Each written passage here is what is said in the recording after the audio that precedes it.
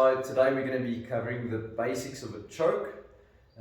Basically what you need to know to make your chokes more effective as a white belt.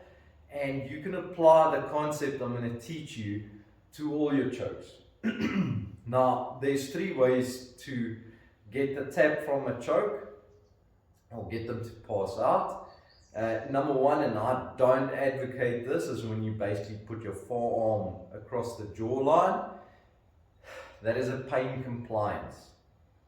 Your opponent's likely not going to pass out, and you're more likely to get hit afterwards because you're causing pain. That's not Jiu Jitsu, that's not technique. The second way, and this is the way I'm trying to perfect it as a blue belt currently, is you basically closing the blood vessels. So when you close the blood vessels, the brain switches off because there's no oxygen, there's no blood going to the brain. And then the third way, which is also popular in competition, is when you close the windpipe or the trachea, and it's also usually a forearm or a leg or a gi that closes it. Now, what happens when you're actually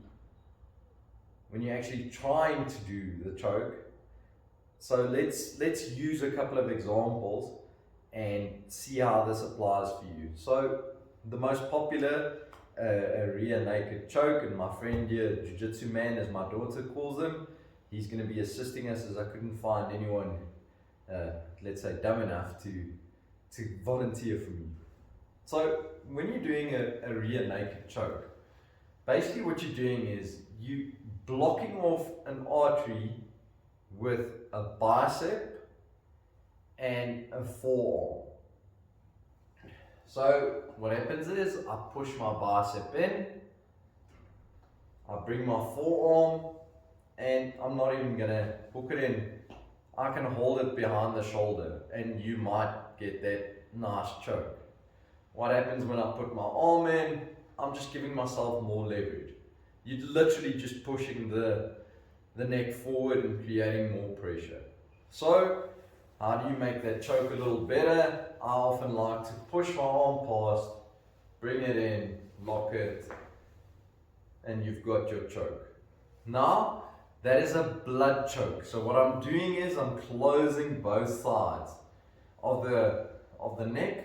So where do I find those blood vessels? If my friend here will just have a bit of a nap there.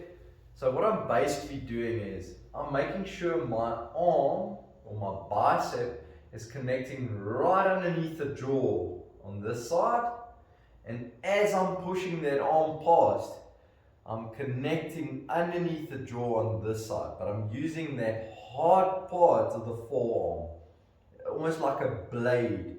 And if you just twist your hand a bit, you get that nice sharp edge of the bone and you can block it off.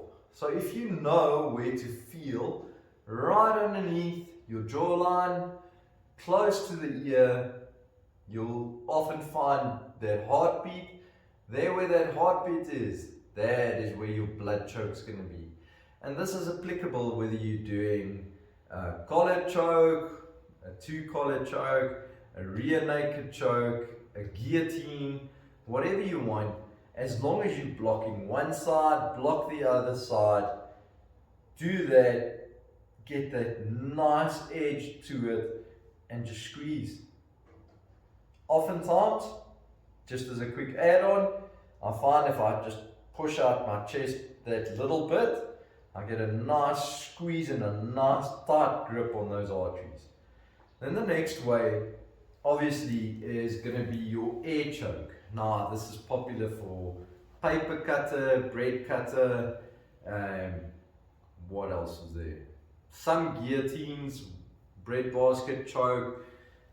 This is more targeted at the windpipe. So if I'm going to hit the windpipe, also, you just need to know where to press. This is jawline. There's no point in pressing here. You need to get almost that midway between where your collarbones connect and your jaw starts. If you can find that midline, you can find the windpipe. And all you want is there's a nice spot where there's soft tissue. If you can put even your thumb there, you'll hear the change in my voice as I do this.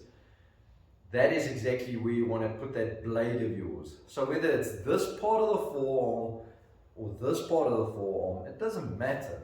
At the end of the day, you just want to squeeze that windpipe.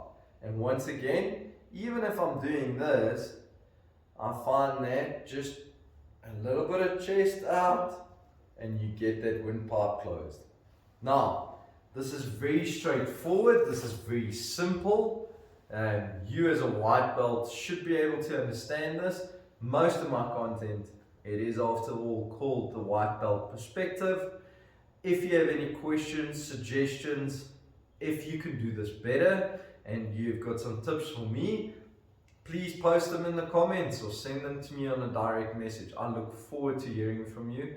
Also, thanks a lot to everyone who's approached me in public and have complimented the channel. This is scary for me. I'm actually very much an introvert, but I love teaching. So yeah, if you have any suggestions on new videos, hit the like, hit the subscribe, send me a DM, and even send me a smoke signal. Right?